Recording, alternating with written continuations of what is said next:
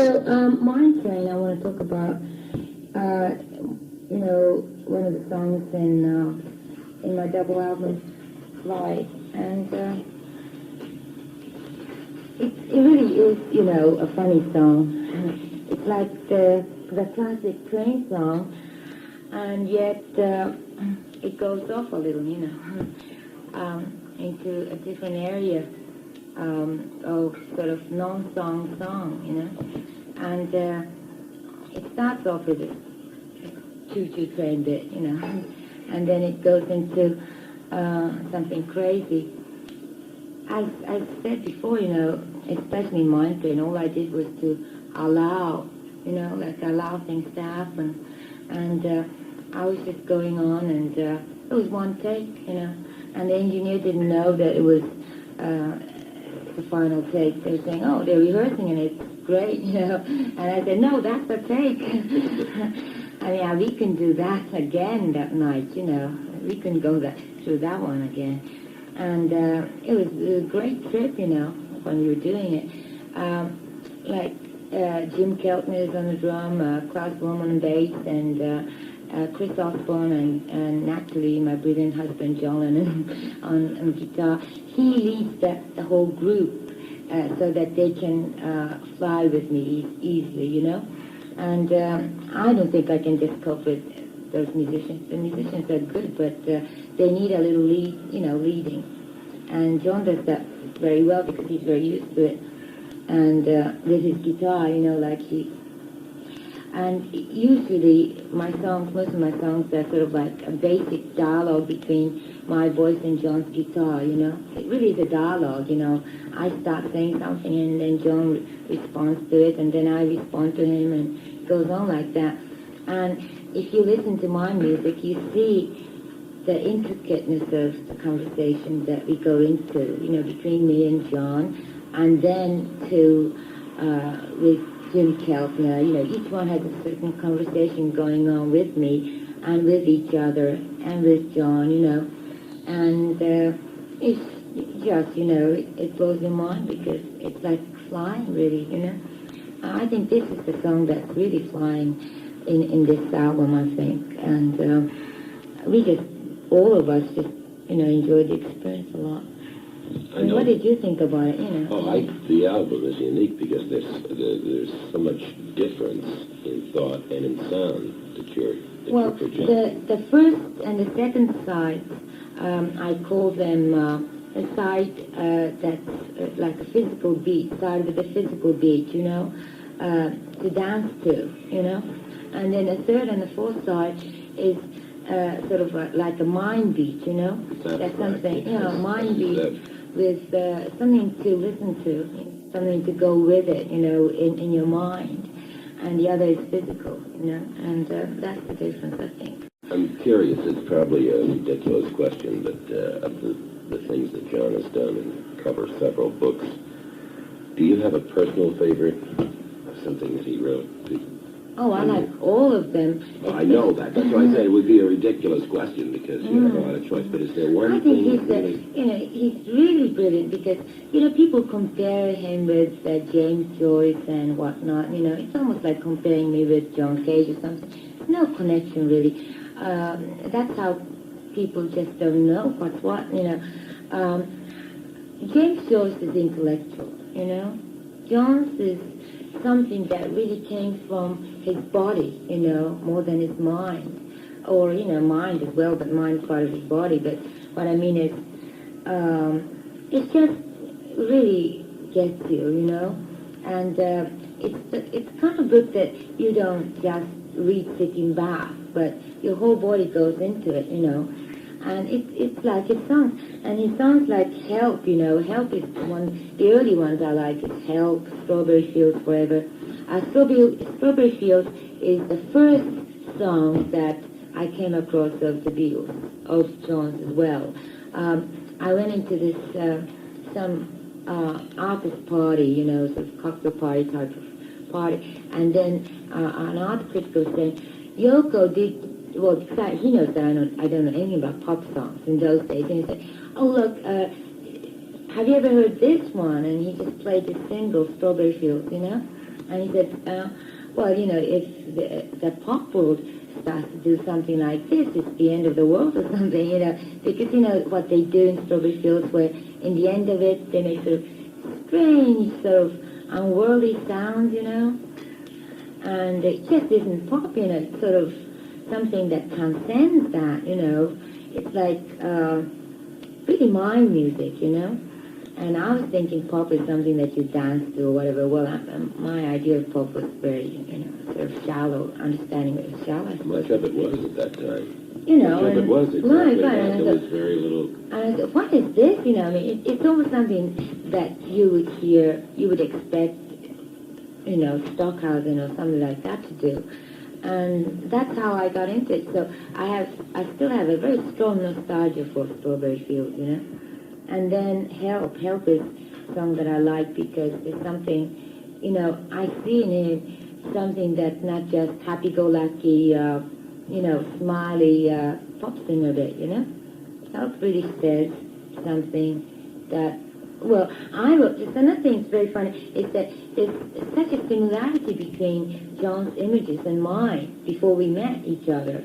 You know, in my series of letter instructions, you know, meaning, you know, giving instructions by letter, you know. There's one that is a letter that's sent to somebody saying, help was the message, you know.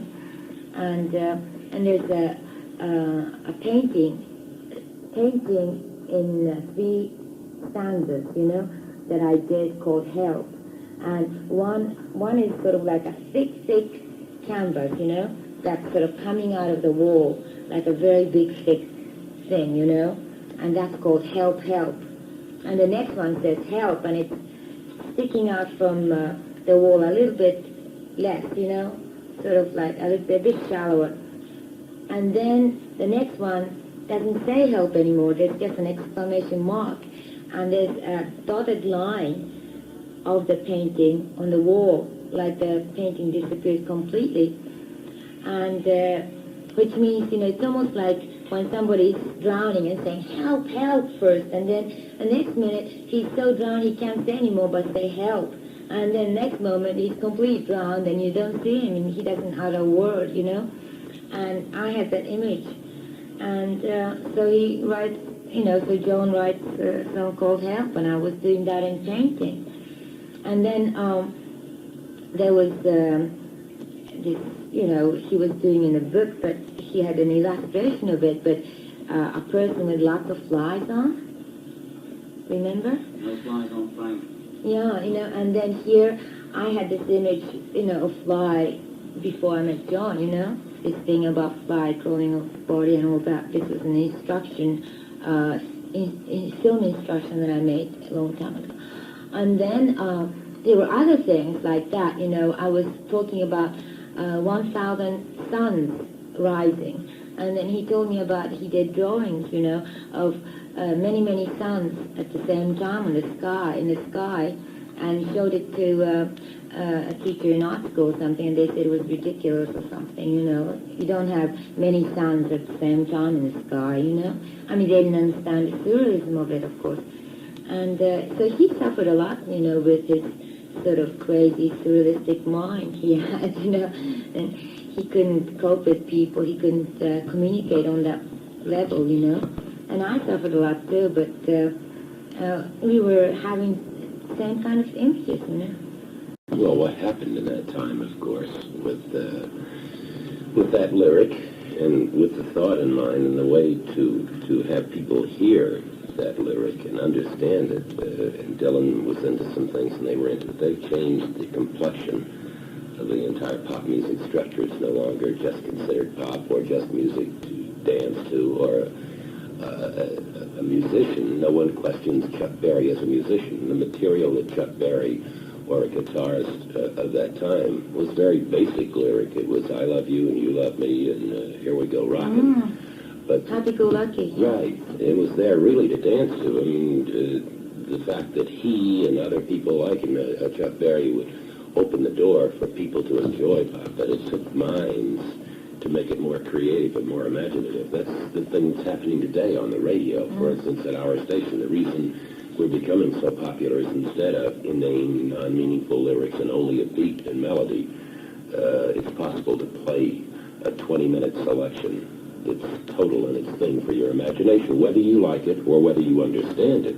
In what it was meant to be as a total thought. As in a painting, most people will go to any art gallery and they won't understand it. They'll say, I sort of like it, or yes, or they'll look and you could, it takes weeks and weeks to look at something and really understand maybe most of what was meant in that particular painting. Yes, but you don't have to necessarily understand consciously, On the conscious level, you don't understand it, but physically or in your subconscious, you do take it, you absorb it anyway, and you do absorb it, so that's all right.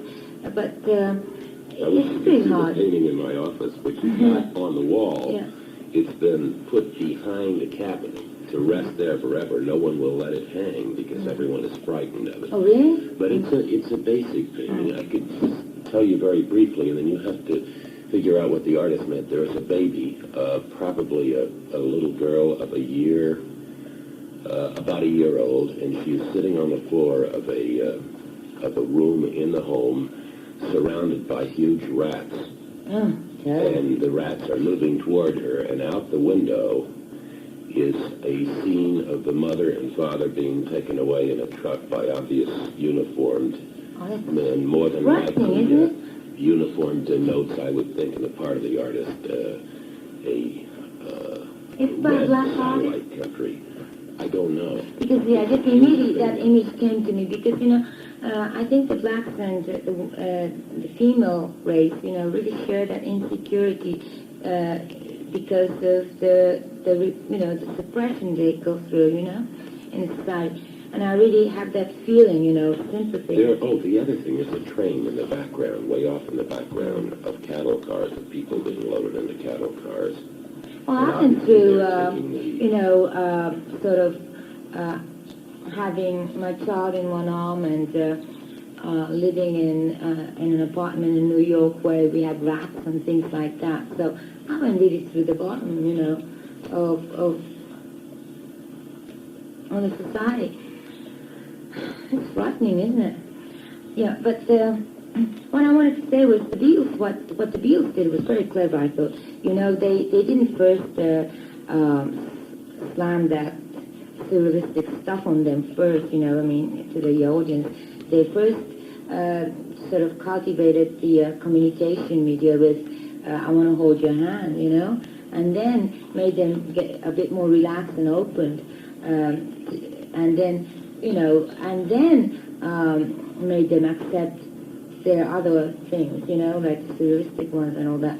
And I'm trying to go a step further and trying to make a society where everybody will realize that they're artists, because I think there's two classes still in this society. One is the class that can't communicate, and the other is the class that's communicating, and because there's some people who believe in communication, who believe they can communicate, and they have the talent to communicate, and others who don't think that they can communicate, who don't believe that they can communicate.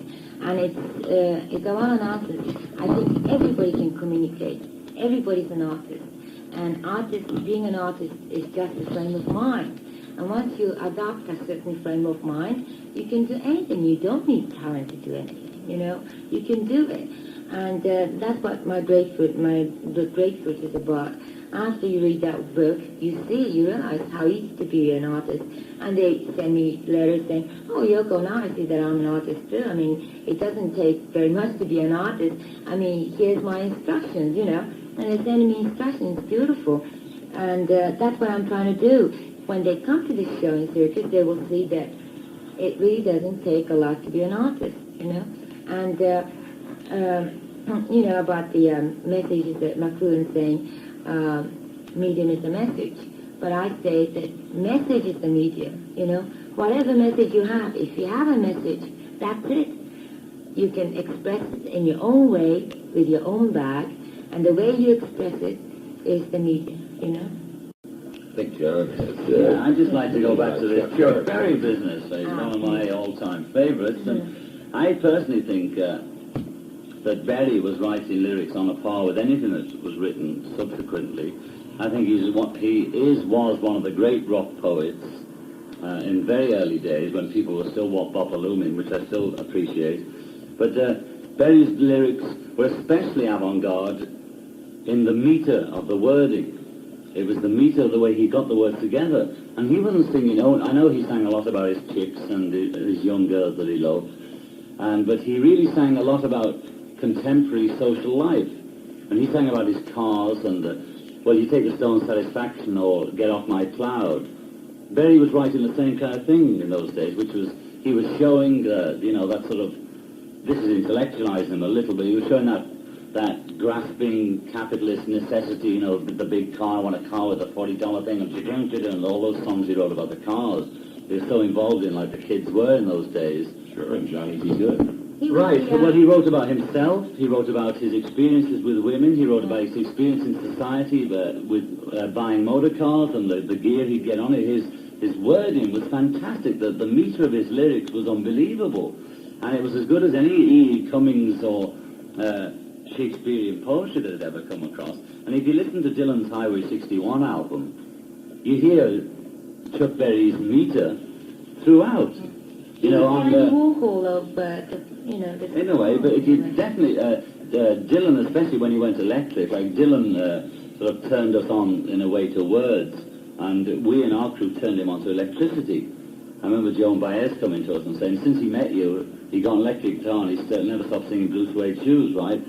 So Dylan was obviously influenced by all that, but especially by Berry's meter and the songs. If you listen to Dylan's Meter and Highway 61 album, you just hear, Johnny B. Good and all the car songs that were, and of course on the Beatles things too. The meter of his words was the whole thing, not necessarily what he was saying. And another thing about rock and roll, because I think rock and roll said as much as anything else did.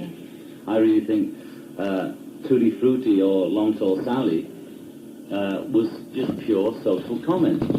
And I think the Yoko's style of music, the thing that interests me, when I listen to Mine Train or Midsummer New York, but especially something like Mine Train, it gives me the same kind of turn on I used to get with Heartbreak to Tell, You don't know what she's saying half the time. You get the lyrics on the sheet if you want them, but the lyrics are secondary to the sound she's making. And for Yoko to, like on Mine Train, she's going, dub, dub, train, things like that. It's the same feeling that you had on Wop Bop Aluma, Block Bamboo, It was just a sort of total feeling that was coming across from the record, and not literally what was said, Although I'm a great literary, one for saying things, in words, I still appreciate the pure sound words of those early rock records. Yeah, it's very interesting that he started to bring out about the meters, because John has a very strange sense of meters, just so unique, It's totally his own style of metering, and like George Harrison and all them would say, what? Oh, that way, and they just can't, keep it up with it in a way. Well, that's because I find it hard to keep to a straight rhythm of 4 in the bar, I really... Well, but what is straight, Yeah, right, but I mean, I really have crazy rhythms in my head, but I think Berry's thing was a natural thing that he came about, He had the sort of 12-bar thing going underneath, and he would cram all these words in on top. And I think that was fantastic. What's this? Somebody just sent us Yoko a bowling ball from Alex Penn. Oh, that's beautiful. Well, it's the water vent. Is that the water vent? I see. Well, anyway, so I learned a lot about rock from John, because I didn't know anything about rock, right? And Elvis Presley, I heard about earlier Elvis, okay. I don't know if it's early or late, but 1 or 2 songs he played on the record, and I thought, very interesting. Because as my operatic training came in, and I just listened to it as the way Elvis does his breathing, the way he does his vocal, use his vocal cord and all that was very interesting. I thought, that's another strange technique, So I adopted that in Midsummer New York, because I thought that song, the lyrics, really needed that kind of breathing What about method. mind train singing? Did you? Mind train, I didn't think in terms of that. I thought, how did I think of it? Well, it was...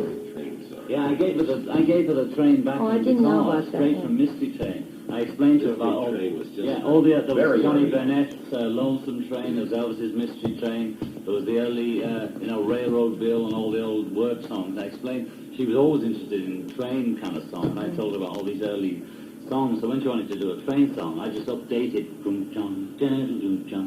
it used to go on Mystery Train. He kept saying that, And we but had I it on didn't Magic. know that one, the train song. It's sort of updated Mystery Train. I didn't hear the She Mystery just blew up. Train. No, she's never heard Mystery Train, but I'll play it one day. I would like it. Well, Mystery Train was just before his big success. It preceded the long string of million sellers. So I Well, why believe- not play some of Mine Train? They play about 5 minutes of that and then play Mystery Train, and then when we're listening to it, you can see Well, the I like to hear progression. the Mystery Train too. So. Oh, yeah. I was more thinking, that James Brown bit, Mind Train was my James Brown or something. But I was thinking in terms of doing my usual stuff that I didn't open your box and Don't Worry Coco, Why? series of Why and all that. I was doing my usual stuff in a train song form, That's how I feel about that. Do you have someone today, of the contemporary group, Yoko or John or both, that you think is, say, for now and for tomorrow, who's really creative in the music field, groups and or singles of people? I ask you that because you can speak as peers on top, looking ahead to the future. Do you have someone that you really have respect for? Well, of the current sort of mob, there's nobody I'm particularly over-impressed by. I think Elton John and James Hill and Carole King are all very competent, but they don't exactly blow my mind, And I don't know, there was sort of 10 years almost between us and Elvis and Johnny Ray and the predecessors. I think probably in 72 or 73 something's going to come out which will really be interesting, So far, most of it's just sort of a rehash, And there's nobody I'm particularly blown with. On the contemporary scene, I think we both appreciate Zappa's intellectual struggle to get through to people. And I appreciate a lot of the stuff he does. Yes, we have a great sympathy with him, with that But kind of- because nobody will ever touch like the James Brown and Richard and Berry for me, right? Unless something fantastic comes out. But I haven't heard anything that really, blows my mind. I like things like T-Rex, but that because it sounds like early rock. That's why I really like it to hear Mind Train, the kind of thing I'm doing, You Mind heard it. Train. Yeah, but Mind Train, when you say what's going to happen, next. Mind Train, ANL, that, and then Points to the one future. direction, you know what I mean? Really has a lot we can do in that field, I like Miles Davis too. Oh, But he's I all right. I can't think of anybody just on the current pop scene that really blows my mind, I hope it's going to go in that direction. Yeah, occasionally, like when Dave Berry came, or I think it was Dave Berry, some guy in England, just suddenly came out with that Hear You Knocking, an old rock song he'd done in the barn in Wales. I thought that was beautiful. I like that. I like T-Rex's Get It On or whatever. The few of them sound the same. It's anything that sounds like rock, I dig, That's good. I Hear You Knockin' was the top-selling single in England about 4 or 5 months ago. The Right. song, of course, very old, but it did have it had a reminiscent. Yeah, it was sound, what but he I call updated it. updated song, Sure. which is like, it's the sound I go for, People said, people said on the last album, I know you've left it too simple, you listen to Heartbreak Hotel, it's only got a bass, piano and a guitar on, there's nothing there, and a tape echo on his voice. And people think about the last album, he's lazy, or he can't arrange, or he can't do it because he's only had a bass, piano and guitar on it. That's all I wanted, That's the most interesting That's format. very shibui, In Japan, there's a sort of a haiku form, which is like simplicity itself. It's a very refined form. Everything in the Japanese art is sort of influenced by Zen, Zen Buddhism.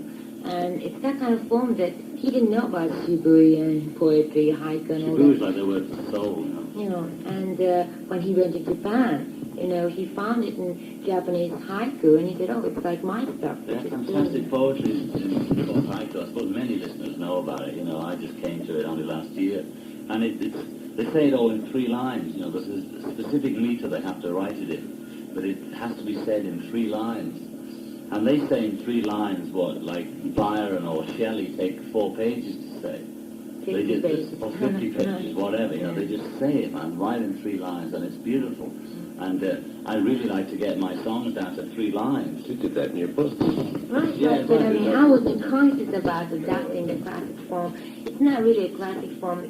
To Japanese, you see, my things would be considered very Western. They would say, well, it's Western influence or something. To the Westerns, I think they would see very classic Japanese influence in it, which is right, you know. I mean, but and the Japanese would notice it. I think when I went back to Japan, I was surprised by the influence in my music by kabuki, for instance. You know, the kabuki theater form, kabuki way of singing and all that. I didn't see the connection before. I wasn't aware of it, and you know, I saw it now. And if I can go back to my album, you know, the Midsummer New York, for instance, you know, it's very Western, probably it's rock, all that, but I was thinking in terms of simplicity, you know, it's like haiku, you know, simple, very simple arrangement, like, you know, we're not using any electronics or anything like that. My voice is not processed in any way, you know. Right, except for tape echo. So that kind of thing. And I think, you know, I was thinking in terms of haiku. What about that cover of Why somebody did? There's a Somebody record covered came out my that was the Why. best of Lennon, McCartney, Harrison and Ono. Isn't that And we were very thrilled. You know, it's a real sort of rip-off, cheap record, but it is. And they'd done a cover of Yoko's Why from her last And you know album. who was singing? A machine. They had a machine and they did the Moog. Yeah, it must have been a Moog. You see, they copied the bass riff, the drum riff, and Why, like mine playing, were just like, all, you know, jam sessions, like one take when we got in the mood. And they tried to copy a jam session, so they did the bass parts and all the parts exactly like the session we did. And they had this thing over the top that sounded quite like her at some point, but it was nothing like the real feeling that she gets into. Well, And lots of people think that flattering. her voice is done, that we put it through a Moog and that. No, we But don't if you see her do perform live, anything, their you know. voice is exactly the same. And the reason I tape echo everything, because I love it, because all the rock records had it. And tape echo was a kind of imitation of live sound. You know, when you go in a dance hall, your voice would echo around the hall like mad. So when you were doing like whole lot of shaking or whatever, you didn't need a tape echo on stage because the natural acoustics did it. I think that I'm in love with tape echo. That's why I dig Phil Spector so much, and I he's the tape echo king. You know, if you took everything away out of Spector's life, as long as he's got the tape echo, he can produce great sound for you. He doesn't need anything else. Tape echo. Sounds like there's 100 musicians on it. Oh, My yeah. Baby or something. I mean, you know. sometimes you're in the studio, we're playing. When Spector's in the other room, it depends if we're allowing him full control or we're whichever way it's going. And Yoko and I perform in the group and go swinging like mad. And we've got a really little tight sound. We go in there and he's got this vast orchestra that sounds like he's playing. It's really surprising. I mean, just go on turning it off or something. But the point is, in Midsummer, depends. Midsummer New York, you know, the shaking bit. It was very interesting, you see, because I'm an outsider, so the kind of thing that I get interested in are very different, you know, from the real rock singers, I suppose. And, you know, the usage of the word shake, you know, in rock. The concept of shake in rock is very interesting because it's a positive one. You know, when you talk about shake, you know, in something else, you think in terms of insecurity or something negative, you know. So I always wanted to make a song that has, I always wanted to make a song that has a double meaning of shake, you know. My heart's shaking and, but my body's shaking. That's it, you know. Yeah, while she was talking, I just remembered in Grateful she has this piece called Shake, right? And when I was playing at Jerry Lee Lewis's Whole Lot of Shaking, practically whenever I make a record, I always put Whole Lot of Shaking on. If it has that guts and feeling to it, I'll okay it for the engineer, right?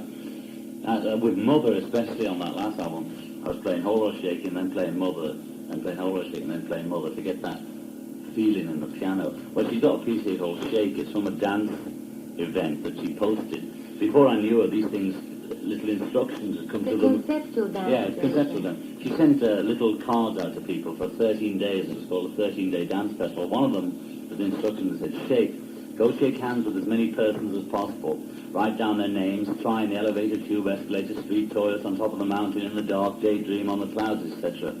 Make it a nice handshake by holding a flower in your hand, perfume or wash your hands, etc. This was 67. But her flower bit, she was doing flower power protests in London on her Bottoms film in 64 or something, you know, about 2 years before the flower power thing hit.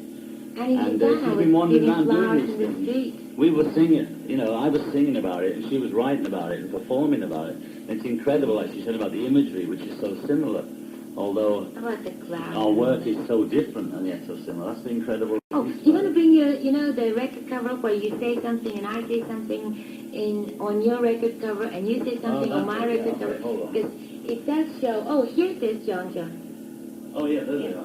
Well, anyway, it's Yeah. so funny. On her album, on my album, on the back, there's a picture of me lying down that she took with... These are Polaroid photos, by the way, in case listeners have got it. No problem. Yoko took the photo of me on the front of the album. She took a photo of me, and then at the same time, inside the Polaroids, superimposed a painting Inside the that was camera, in the hotel room of a cloud.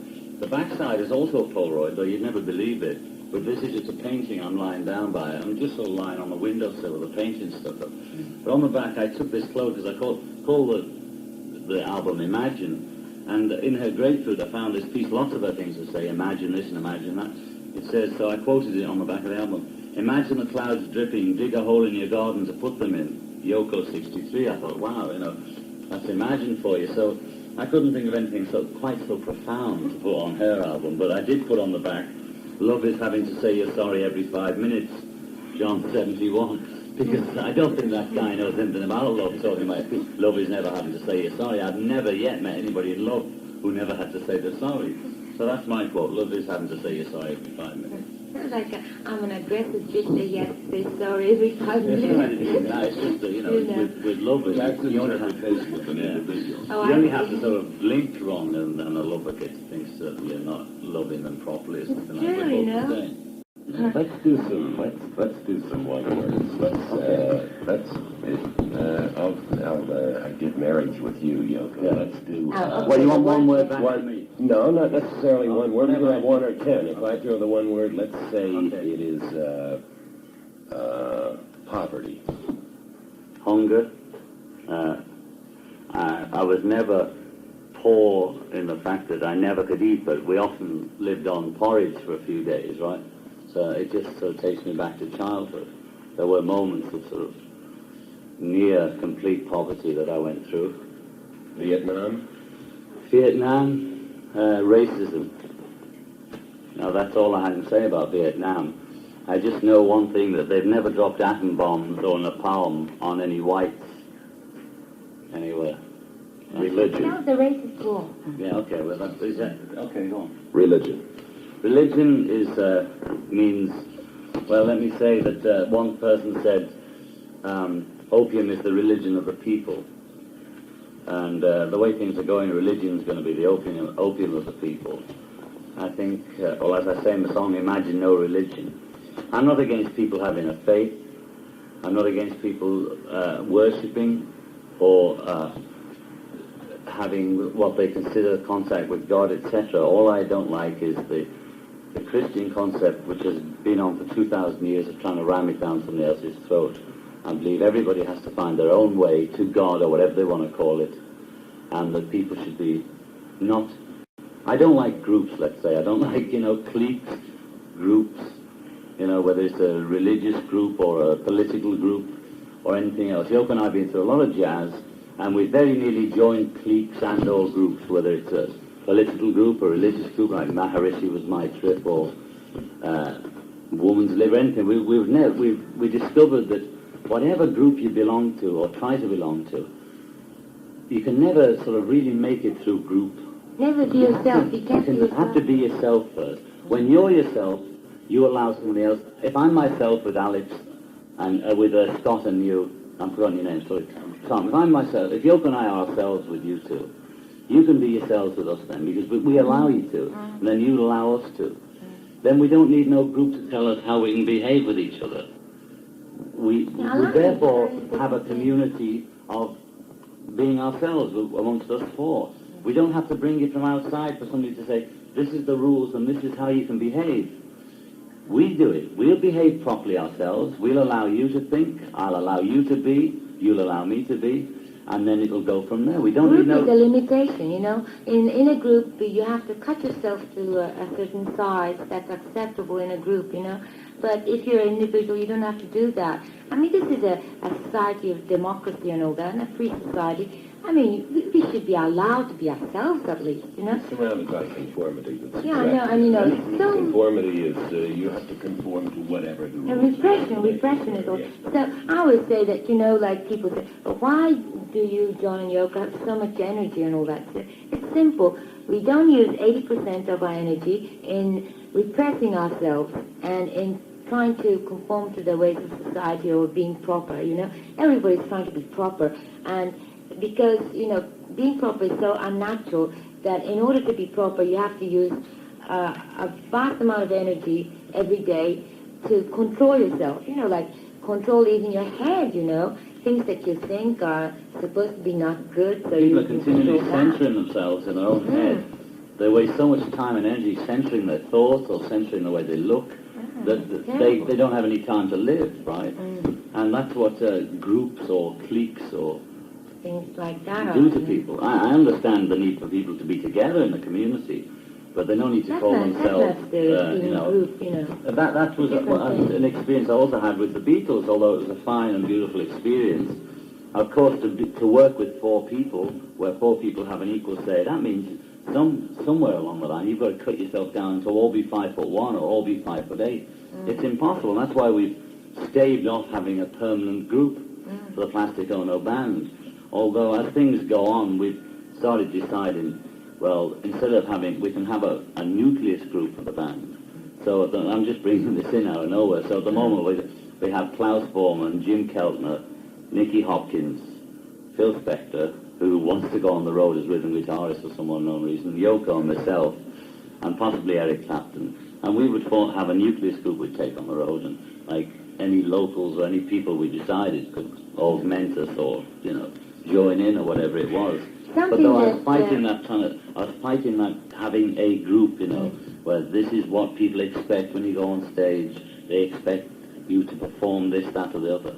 I still want to keep in performance that allow ourselves to do what we want when we want, and not have to just go up and sing hits, say.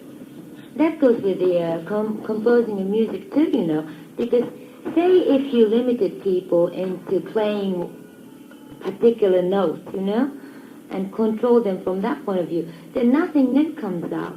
When we're jamming, and I believe in jam, something fantastic comes out, you know, that I don't even dream of, you know, and allowing is the thing, you know. When you allow things to happen, things happen that sort of transcends you and everybody, you know, and it's beautiful.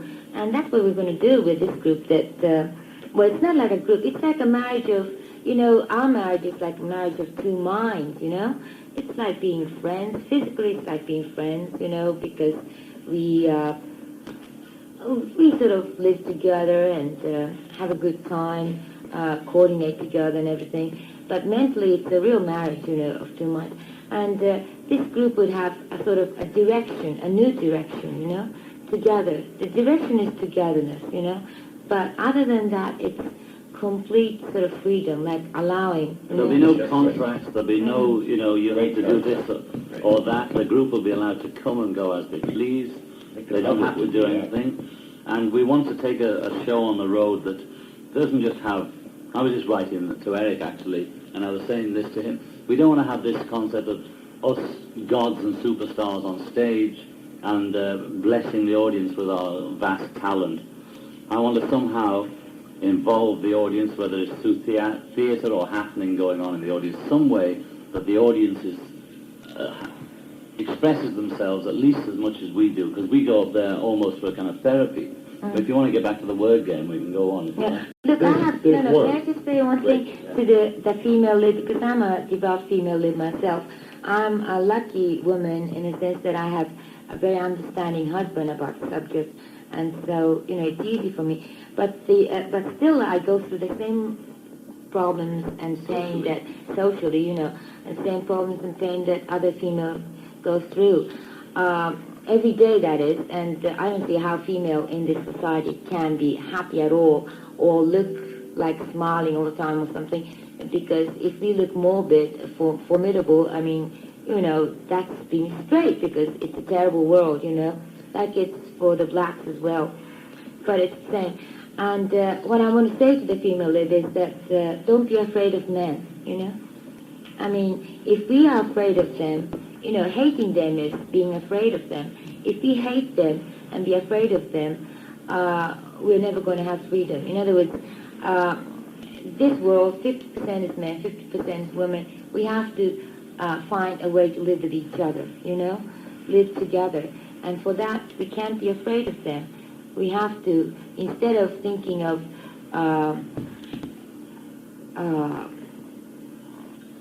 sort of excluding them from our life, think in terms of let's have life together, Problem word, which came up in one word answer before. I hope him recalls. One word, drugs. Drugs. I will have to break it down, I think, right? Drugs, the immediate thing I think of is just like, who isn't taking one form of drug from cigarettes to aspirin? I know it sounds like a cliche, but we must never forget that the only drug I've ever been hooked on is cigarettes. And people always talk about the symptoms of drugs, they look upon the young junkie as, somebody who sinned. Oh, by the way, the original word, translation of the word sin was mistranslated in the Bible. The sin actually means seed that went to waste. Faith means seed that was made use of, meaning seed, to procreate with, right? And there was no moral in that concept. Sin and faith were just two expressions. And I think people talk about the symptoms of drugs, like, these hippies, dropping out, etc., and blaming the kids for taking drugs, which is a lot of rubbish, because the society that makes... We're in a society which we all are responsible for, but this society we have built for ourselves makes it such that none of us can live without one form of drug or another. Now, what kind of society is that?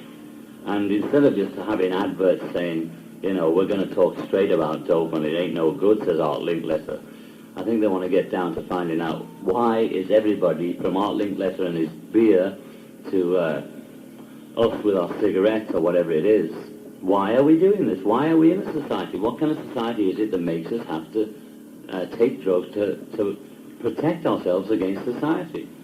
That's the reason for that is we don't have to protect ourselves if we only communicate totally. So I believe in total communication. Total communication equals peace. The reason for that is because unless we dispense with all violent feelings we have, we'll never have peace, right? It's the feeling, I mean, we can't have peace in form. We have to have peace in substance. And unless we dispense with all violent feelings, we just can't have peace. And to dispense violent feelings, we have to be able to communicate with each other. Violence is just an emotion that comes out when you can't communicate. It's simple as that. It's like a child, 5-year-old child, the first violent feelings he experiences when he says mommy, and mommy doesn't answer him. He goes on saying mommy, mommy, and then finally he starts to hit her, saying mommy, listen to me. And that's a form of violence. And that's why if everybody can communicate, which means communication is like love, appreciation of each other, exchanging, sharing, allowing, right. So if everybody can communicate, and if the whole world has total communication, that is when we would have peace, and that's why artists' role in this society is so important. When I say artist, of course what I mean is everybody's an artist. In that sense, everybody can be an artist, and that part of our characters we should really develop to a full extent, because when we communicate, and we have peace. And it's so important to communicate. There's no word for it.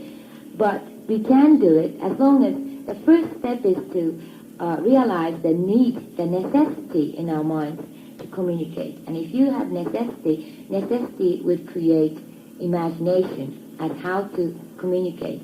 That's why I'm saying it's not that medium is the message, but the message is the medium, meaning that any message that you give in any form is the medium. I got a message today. Good. Really? Wow. No, I'm serious. I think back to the first tour, and I think back to, 4 boys who were probably about as unhealthy looking and appearing as any I'd ever seen up close, like we are in a room now, as we were in another hotel at that time, on a whirlwind tour.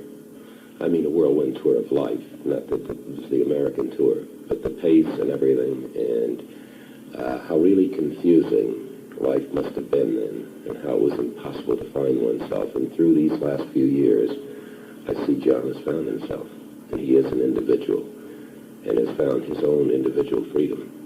And I'm sure you've had a great deal to do with that. But it's been revealing to me. I'm thinking of the hotel room that I was in over on Park Avenue with 30 or 40,000 kids day and night out in the street, just waiting, and watching him sit in a chair and have meals brought in. He couldn't go out or anything. Dare. It was a life I looked at and watched from an observer who said, no way would I want this to happen to me. Just a terrible experience. Just frightening, but in his case, he found, himself too as an individual. But those days to think about that in one moment of my life and then relate it to today, message, communicate, aside from sound, but to know within yourself now totally, as John can, to know what he did do and his contribution and what he's going to keep doing as an individual and what he believes in without forces, just within himself, that's what I found out today. That's beautiful. Well, I just want to comment on the fact that I think one has oneself in the beginning, and it's a constant process of society and parents and family trying to make you to lose yourself. They are like, don't cry, don't show any emotion, that kind of jazz. And that goes on all your life. I remember, like I think at 16, I still had myself. From 16 to 28 or 9, that's when it got lost. The struggle to mature, to be a man, to take the responsibility, whatever the jazz was. And although we were in a cocoon of like super life, in those hotels and the tour and things like that, we still had to go through the basic maturing that any teenager goes through, whether it's alone with or without drugs somewhere in a room somewhere, or alone in a big office building where they're working the scene out. And that probably 30 is about the age you should be just about waking up and realizing that you're in control of yourself, and that the outside influences, you've got to sort of translate what was going on in your life and work out which was for the good and which was for the bad, and sort of shake off any of the old stuff that had hung around on you, which is what I did in a way. And of course Yoko really woke me up to myself, I mean, she didn't fall in love with the Beatles, she didn't fall in love with my fame. She fell in love with me for myself, and through that brought out the best in me by encouraging me in my artwork, in my films, in my writing, which are all things I did almost like a hobby. And she woke me up, she was the ultimate trip for me. Well, naturally people say things like, well, I must have been a cool calculator who used the situation and married John for, his fame, etc., I mean, on the contrary, you see, as a cool calculator, I was coolly thinking, well, look, isn't it going to be derogatory? Because I was avoiding people with big names because those big names would overshadow mine, And then I met John, and I sort of somehow fell in love and I forgot that cool constellation, you know. But many people come to me and say, well, look, you know, you being in a powerful position, etc. But I mean, you know, I have this sort of unique situation that other women wouldn't go through. For instance, we go to a restaurant, and I remember when we went to this one Italian restaurant, and a waiter was trying to serve me first, and the manager quickly came to this waiter and just sort of whispered in his ears, but I could hear it say, go to John first, you know. It's a very unique situation, you know. But, and then also, this I think is not a very unique situation, but the other night, you know, we were working on this film together for about 8 hours, you know, from 10 o'clock at night to 6 in the morning or something. And during that 8 hours, we were working with this engineer, a very good engineer and everything. And John and I are working equally on this film, right? And through that 8 hour, never once this engineer addressed me.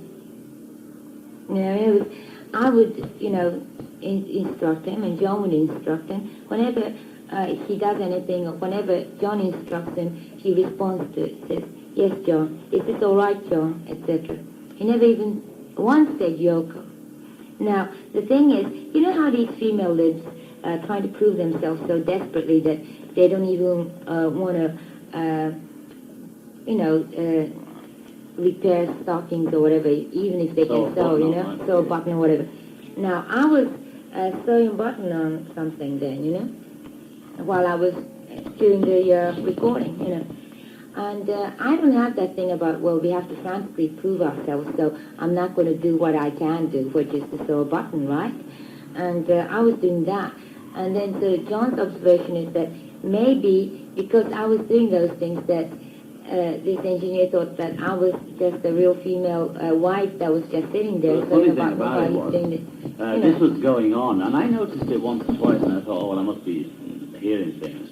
Because only when a woman's there with you pointing out the what's it called, the prejudice, I suppose it like being black, you know, until you're black or a woman, only one of them can tell you what it's like. You don't even know. And then she said it, I never would notice it.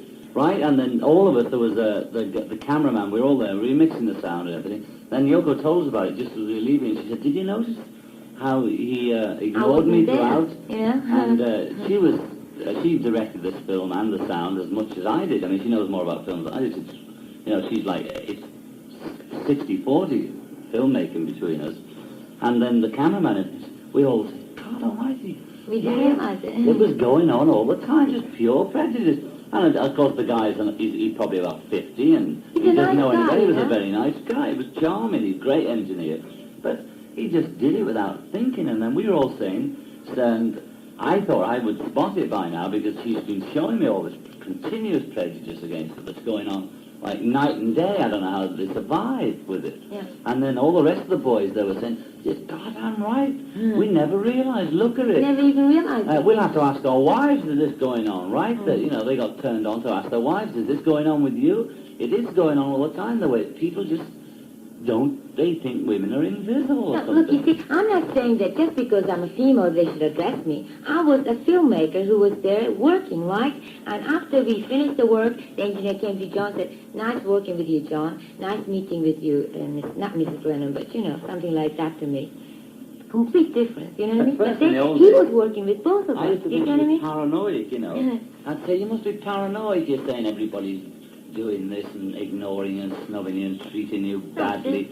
I'd say, surely not him, you know, if it was somebody that'd been working with us a few years or something. I said, no, they're not like that. They're real aware guys, you know, they really know what's happening. They're not prejudiced.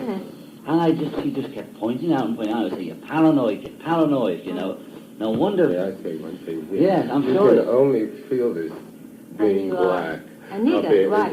I'm saying a woman is a nigger. She said woman is the nigger of the world in 1967 or 8 in an over-interview in England. And nobody even understood what I meant. I didn't even know what she meant. But this is the only time that you can feel it. Well, You can see it immediately, being a woman it's so and being blatant. black. I couldn't believe how blatant. Yeah, and the thing that hurt me was that the fact that none of my friends realized it, and not only that man even would never dreamt that, he never dreamt that he did anything wrong to me. No. The thing I learned from it was, I used to ask myself, if I treated Paul or George or Ringo or any man friend, or expected them to do what I expect from a woman, they'd walk off.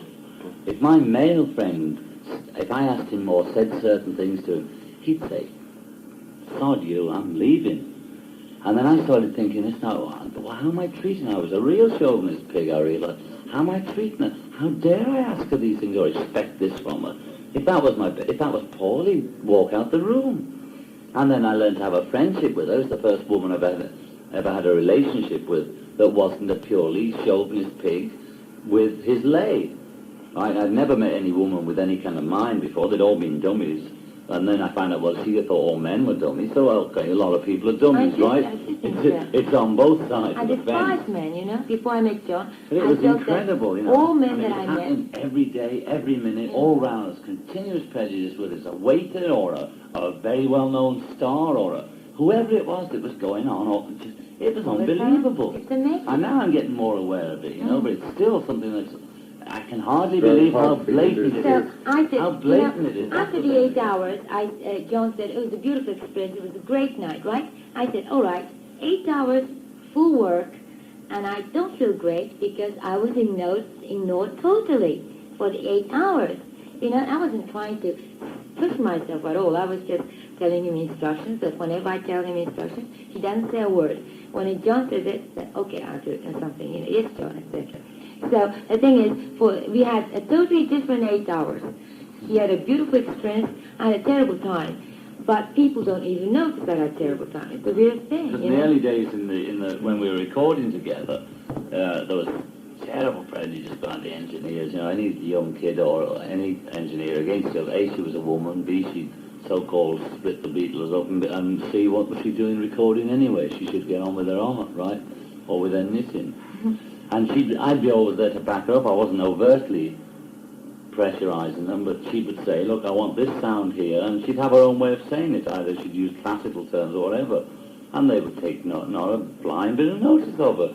And we'd be trying to make this record, and I'd have to keep, every time she gave an instruction, I'd have to repeat it, and then that's the only way they'd hear it. So that went on for a bit, but gradually when they saw how she controlled, she knew exactly what the music was supposed to sound like and what she wanted.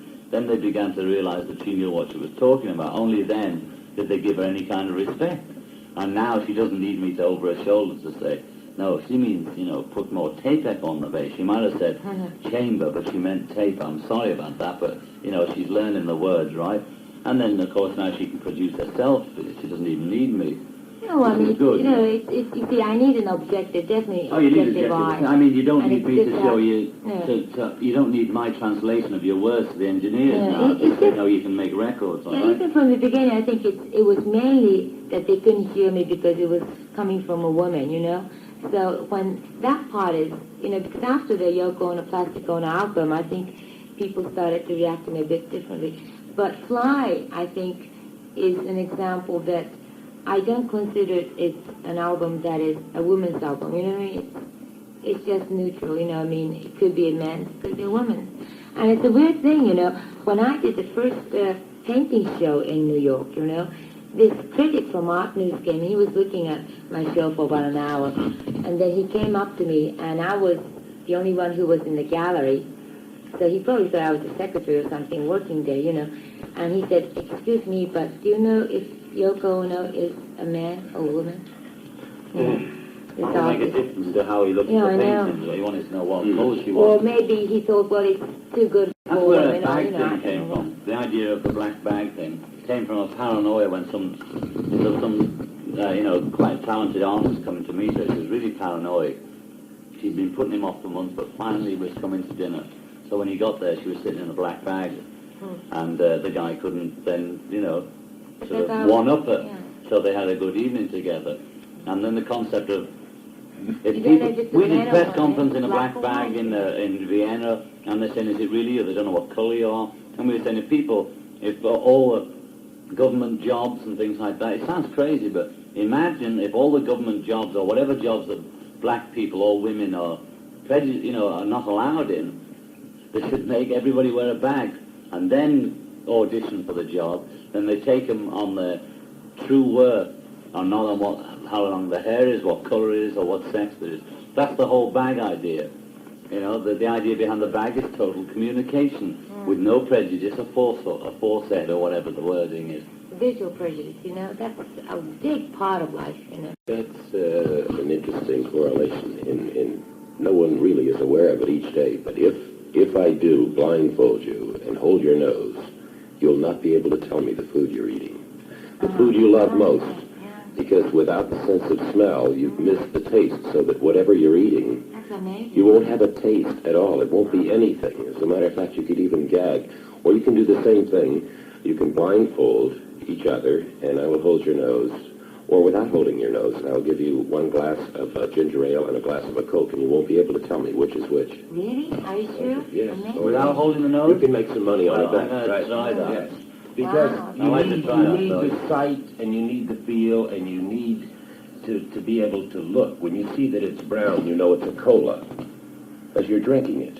I see. Try it sometime. It's quite Yeah, interesting. it's It amazing. deals with some of your ideas in art. Because in the show, Oh, yes. Oh, don't say that. Part of Don't the give brain. that out. no, I'm not going to give it up, but in the Syracuse show, there's a very similar thing in one room. Is it the So blue the room? six-dimensional... The sixth-dimensional room, and it's something like you were saying, and you have to experience things anew. It could be with your nose covered or blind or whatever. We're not going to say which it is, but things very like that, and for people to experience it. There's another part of the show that's called the weight object.